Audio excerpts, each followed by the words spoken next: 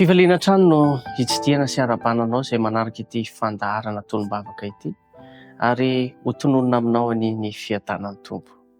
Rahalahy sy anabavy malala, ry zandry malala, ry zoko malala.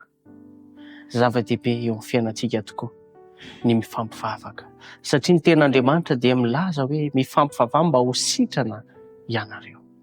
Ary ilayntsika ny mifampivavaka, enina dia tsika samy ao tokantrano aza dia mila mifampivavaka isika, mila mitondram-bavaka ny zanantsika isika, mila mitondram-bavaka ny vadinao ianao, mila mitondram-bavaka ny manodidina antsika isika, satria manasitrana lafiny rehetra ny vavaka.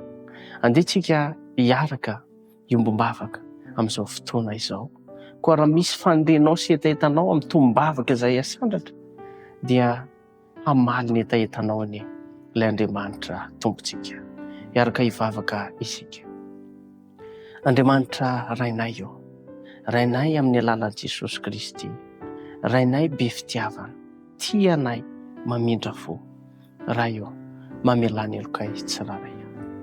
Raha nisy zavatra nataonay tsy mifanaraka tamin'ny sitraponao, dia angatanay famelana avy aminao izany. Mangataka vavaka manokana ny anabavy sy tify amin'izao fotoana izao. Ianao any malala ny any am-pony tsy miloaka any, koa tanterao aminy ny sitraponao Jesosy malala.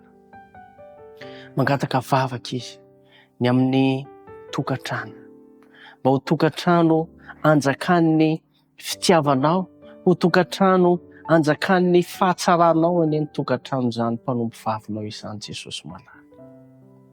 Koa angatako manokana ihany koa ny fahatsaranao mba ho tsapany fa eo aminy isan'andro isan'andro, ary ho tsapany fa manana Andriamanitra lehibe izy mandritry ny androm-piainana.